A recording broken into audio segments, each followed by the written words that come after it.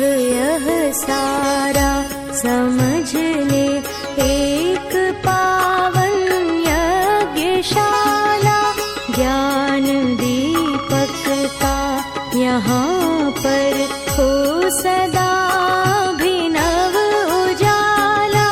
यज्ञ कुंडों से सजे हो ये सभी भूखंड सुंदर, संगठन की अग्नि ज्वाला हो प्रकट जिनमें प्रखर हर भावना मंगल कलश से।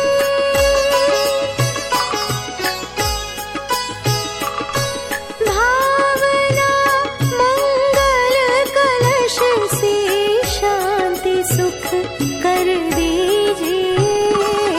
हे प्रभु जीवन हमारा यज्ञमय कर दीजिए। हे प्रभु जीवन हमारा यज्ञमय कर दीजिए।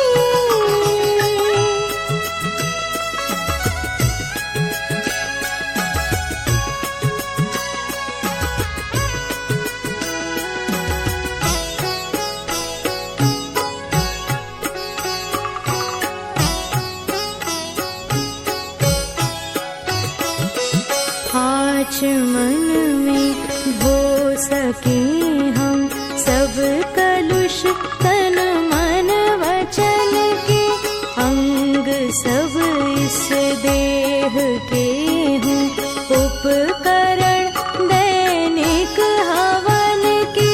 देवताओं को करे सत्कर्म की आहुति समर्पित, सौम्यता की शर्करा हो स्नेह का निर्मल नवल घृत, हो वसुधारा न खंडित।